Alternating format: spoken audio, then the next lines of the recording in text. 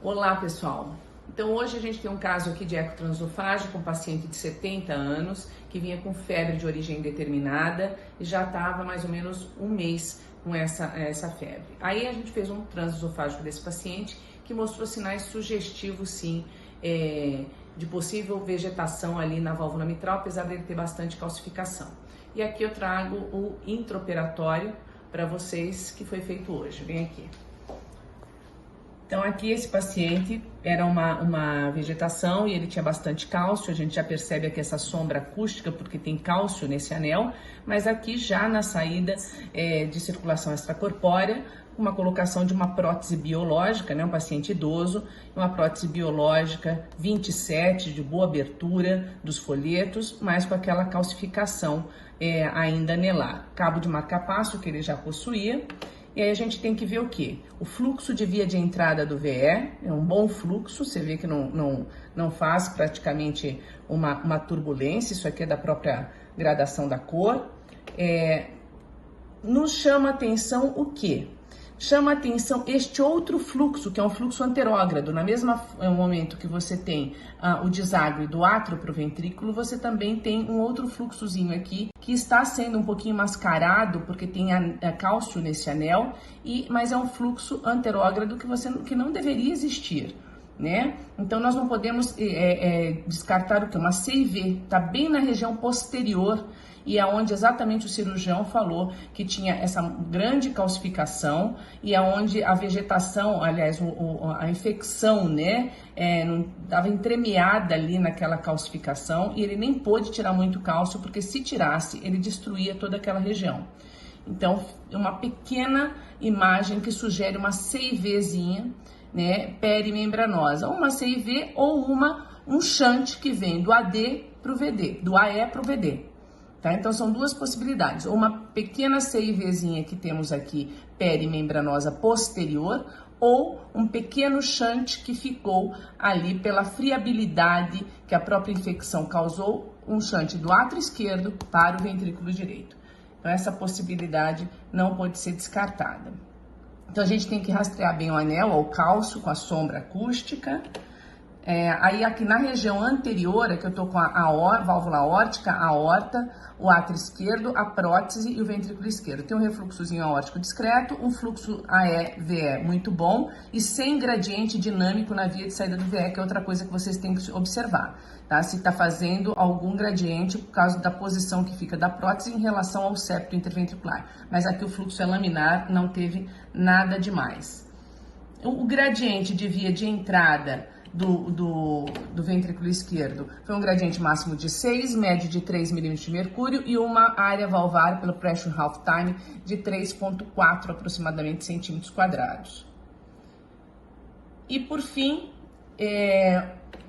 o que a gente olhando aqui mais uma vez, eu rastreando essa região posterior, tá? Bem posterior mesmo, esse shunt sempre continua, você percebe que ele vem ali por trás do cálcio, mas ali o que nós temos? Nós temos o septo membranoso, tá? Então eu não consigo definir se é realmente uma CIV perimembranosa ou um shunt AE-VD, mas a gente percebe aqui esse fluxo, tá? Que é o fluxo que está anormal nessa região.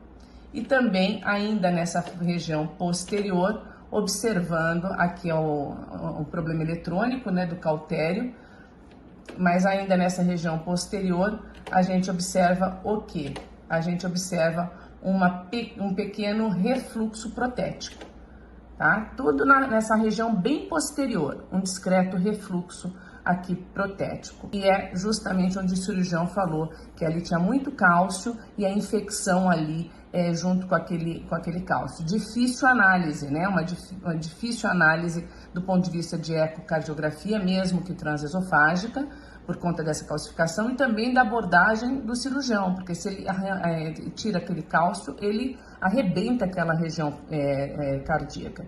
Então, optou-se por ficar com esse discreto shunt e esse refluxozinho discreto, claro que isso não diz nada, mas ficar com esse discreto shunt por conta que ele não tinha como abordar mais aquela face que estava bem friável. Então, a mensagem que tem que ficar nesse tipo de cirurgia e qual a sua avaliação de pós-procedimento, né, pós-intervenção, que é total indicação de eco transesofágico intraoperatório. Por quê? Porque é endocardite infecciosa com complicação, tá, para tecido perivalvar. Então, foi um paciente que teve um declínio hemodinâmico e, por conta desse declínio hemodinâmico e evoluiu com insuficiência mitral grave, ele foi para uma cirurgia de urgência. Então, o que nós temos que ver? Nós temos que ver como ficou o resultado cirúrgico, tá? Se ele, na realidade, ficou com algum shunt, que nesse caso ficou, tá? Porque então, o cirurgião tem que abordar uma zona friável, muito friável, então a chance de complicações também no intraoperatório existem. Então, se ficou algum shunt, como ele colocou uma prótese em posição mitral, temos que observar como que ficou o gradiente entre o átrio esquerdo e o ventrículo esquerdo, para ver se essa prótese ficou restritiva ou não, se ficou com refluxo protético ou periprotético e qual o grau do refluxo, e se ficou com turbulência e obstrução dinâmica da via de saída do VE, que também é uma complicação que pode ocorrer nesse tipo de cirurgia, por conta da posição da prótese em relação ao septo interventricular, e não ficou. Mas o que eu identifiquei? Identifiquei que ficou uma pequena sequela, né, residual daquele shunt que nós observamos que ele é anormal. Só que na discussão do intraoperatório ficou um shunt muito pequenininho e era uma região que o cirurgião não tinha como abordar e não tinha como tirar mais cálcio para ele poder suturar aquela região, porque ali ele pode fazer uma disjunção. E aí você tem uma disjunção e pode fazer uma disjunção ventricular, e aí é um horror, né? Que é uma intercorrência que pode ocorrer nesse tipo de cirurgia. Então, entre a relação custo-benefício, optou-se por deixar aquele discreto shunt anômalo e ver o resultado desse paciente, que tem grande chance de evoluir bem se ele debelar essa infecção que já vinha em tratamento.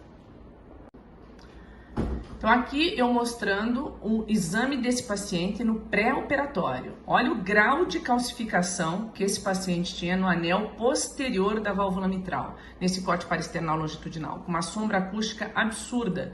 Então, claro que se tiver algum abscesso, alguma coisa por aqui, você não consegue ver, porque você tem o bloqueio da passagem da onda ultrassônica quando você tem cálcio.